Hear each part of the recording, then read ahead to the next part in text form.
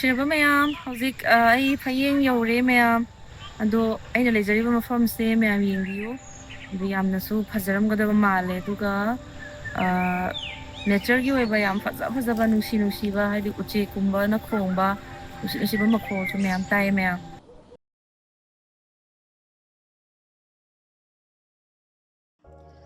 Nusiraba ireja mayambu ngasisu aigi channel da taramnok chari mayambu. Ngasi Manipur yam nusiba mafam amada aise program amage lakchabane ado mafam se ai maming di panjaroi mayamna khangbiragadi mayam guess tawbiyo ado comment da thambiro haina haizari aduga hauzik mafam se lakpada mafam sigi magi weather yam nungai aduga mafam sisu mayam yam phajaramgadaba mafam amani haina aigi wakhalda di dream haidi aina di dream tawe haina wakhal khalle ado mayamna yengbiraga mafam se kyam phajade haibado comment da thambiro aduga mayamna aigi YouTube channel da thagalakpa video mayam se adum lepa laitana hoji fawa support tawbibagi damaktasu mayam bo haini laitana yam thagajari ado ai adum mafam sigi oiba area adum mate khara ucharakhi ko mafam se am sunungai nungsit sisu nungsa di sai hoji se adu nungsit se nungsa saraga su mayam nungsit se pakanda nungsit se am ingba hogi AC da sitpa nungsit to adugi type da sitpa nungsit ami yawe yamna kai haini atopa mafam ngamana daba yam thina nungai bazane mayam ado ai mafam kazi ulakpa yabra yenge ko mayam aduga mayam hauzik aina amu uchariba mafam se sina mafam atopa mani adubu aina laiba mafam dipunba aduga magi location haitar sisu manate mafam se mayam yengbiyu sisu yam phajaba mafam ni hai angang singna di am phajai hai aduga aise ngasai ayuk sina program ama sida yawba lakpa aduga hauzik nungthin nebo ko hauzik se mayam aina hauzik amu program loraga amu koire isina aigi imanabi aigi tinaba imanabi leiba adugi khulda lak mokhigi lam sida la ineba aduduna mayamda aina dum mafam sidi nungai bado adudu dum phajabado mayamdi hanidana video se semjarakpani mafam do yengbibada mayam kari phawge comment da haibiro duga atupa mafam leiribra yengaga mu namjarake ko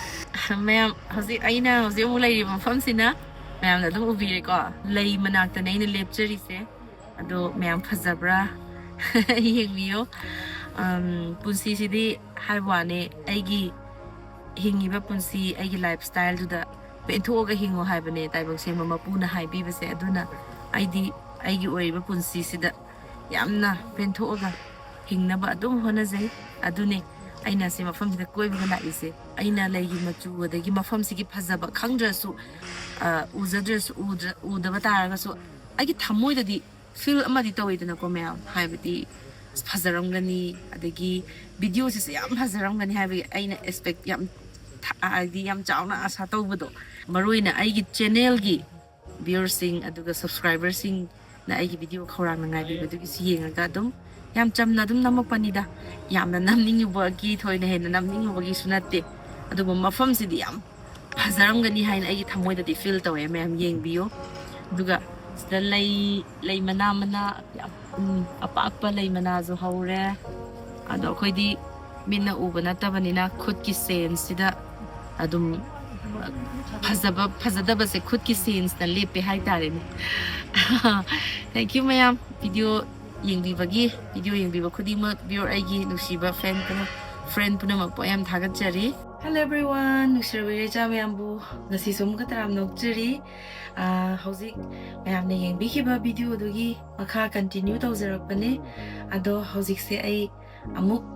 mayam phayeng da mu chacharukhige ado phayenggi yam nusiba mafamje mayamju toina dum chatpiramgani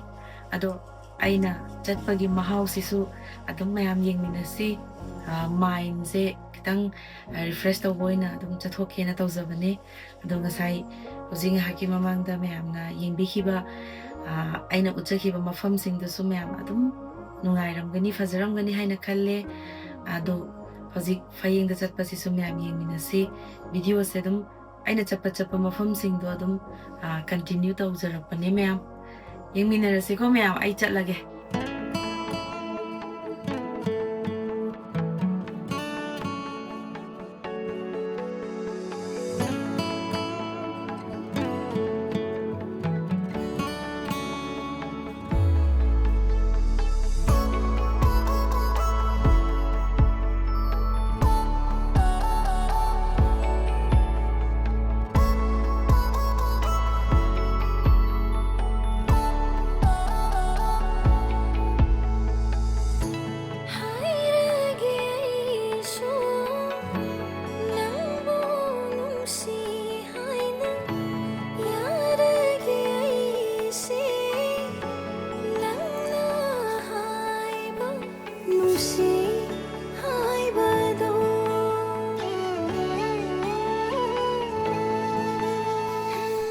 Nushiraba mayam, hojik ai phayeng yaure mayam ado aina lejariba mafam se mayam yengbiyu adu yamnasu phajaramgadaba male aduga nature gi oiba yam phajaba nusiba haidi uche kumba na khongba nusiba makho chu mayam tai mayam do aidi nature sisu khara pame aduga akoina adum ubagi khudong jabaduma lejadragasu dum nature gi sound jing taba matamda aingondadi tonganba feel ama dum tawjaba haiba tare aduna mafam se yamsu inge aduga yamsu nungai hai tare mayam aduga mafam sida lakpa matamda dum kai haini aigi thamoida yam nungai ba ma tawjabado adumaina phawe ngasi se aduna sai aina mamangda utjakhiba video gi mafam singdasu dum mayam yengbada phajaramgani khalle dosigi mafam sisu mayam aina lepasida dum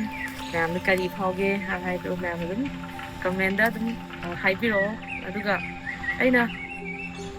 ngasi sumaina mafam khara sumaina aina mafam chatpa sumaina video semjara second da ai yam nungai ri adu da hadi hujik oi belebaki condition sida ai yam nungai ri du tawi habagi wafam kem dai jade mayam gi awaba da idum so ya je tawu koi mind je dum hadi non phado se refresh taw thoktragadi akhoi je dum wakhalse dum waraga leibo sisu kem kan da kokse chai ge taw hai tare mayam aduna adagi kitang su sense mayam da khanjin badagi su blind sin su khagi na khanjin galle aduna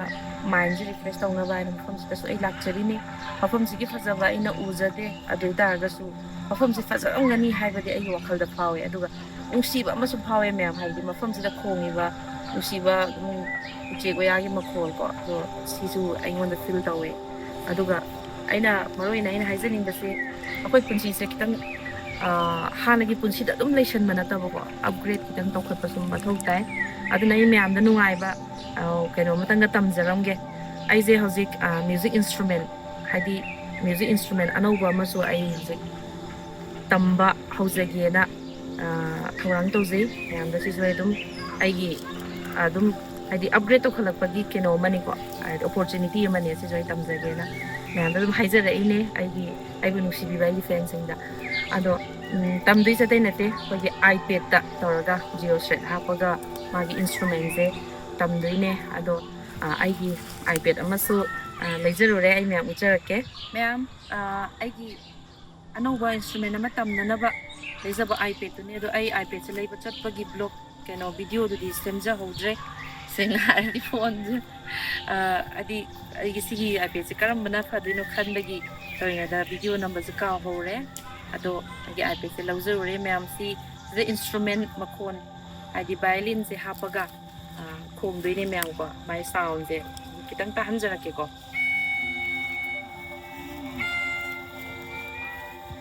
sumaina agi makon si thuidana ko sida khongaga magi instrument je ai tamjage na ai ipad se lejarure seina mayam da ina haijaningi se akoi jadum aina se haijabado upgrade kitang darka le hoina hairiba level du dagi dum sungka ka khatta bana ta kitang ka khat pasi mathau tai aduna aise violin sitar se khara dum tamjei hai tare aduna culture do kitang khangjei aduna aina geo thread se ipad sida hapaga khongma ngamgani haibagi aingonda thajaba ma leibagi sisu ai khongge haina leijaraga honajari isu mai pa koi jage mayamdagi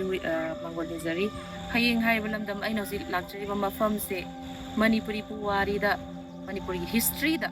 adum yauduna leihaugadoraba mafam amani maramdi hayeng da leiriba nusiraba ahalaman singi magi nusiba kai hai tare nusiba mayam ama lei aduga handaki leibaki oriba khoi condition hoji leiriba sidasu hayengi leibiriba nusiraba ahalaman sing aduga youth sing mayamna leibak ngakpadasu yam chauba dai lori mayam aduna hayeng lamdam se taibang mapugi thawjal hena phangba lamdam amasu oiba oirasanu haina aina mapugi mafamda thawningjari aduga hayeng lamdam gi nusiraba mayam puna makusu mapui bungona thawjan biba oisanu aduga koina koi environment koi akoi bigi phibam je kanba matamda uchek sing sinasu yam chawba daita ma lawini moi letrabadi koi taibang miyobis leyoideni aduna uchek sa uchek hatlaga चाबगी कनो सिमसु आई तसेंगा आई थमोई सेंगना पामजदे अदुना Sissu ma'am यारगदी उसिबिरगदी ma'am लेपिरो लेमिनरसी हाबसे थमजगे अदुगा आईदी nature से हम हाइदी महोसागी खुदोल से हम कनबा पामजै बसेंगना हागदी ma'am को अदुगा अखोगी मणिपुरदा फंगबा मरोइना हिदाक ओइना सेंबा याबा मरोइदसु मरोइ मखल ma'am लैरिको अदगी होजिक चिंही फुटलगा सिनरंबा समरे काइसे फंगक्त्रे का हाइना हाइबसे ताबदा आई थमो याम सोकबा हाइतारे अदुना अखोइगी मांगी दोरबा अखोइगी मना मसिंग सिंग हाइतारे इसादा सिनबदा कानबा केनो हाइतारे सिसिंगसिसु योखतपगी प्लान सिसु मैम याम तौहनजनिंगी अदो आइसु सिगी प्लान जे तौनबा हाइनासु याम कन्ना होनाजरी अदो मैम अदुम माइपाकबा ओइजगे थैंक यू मैम याम थागतजरी वीडियो यंगिबगी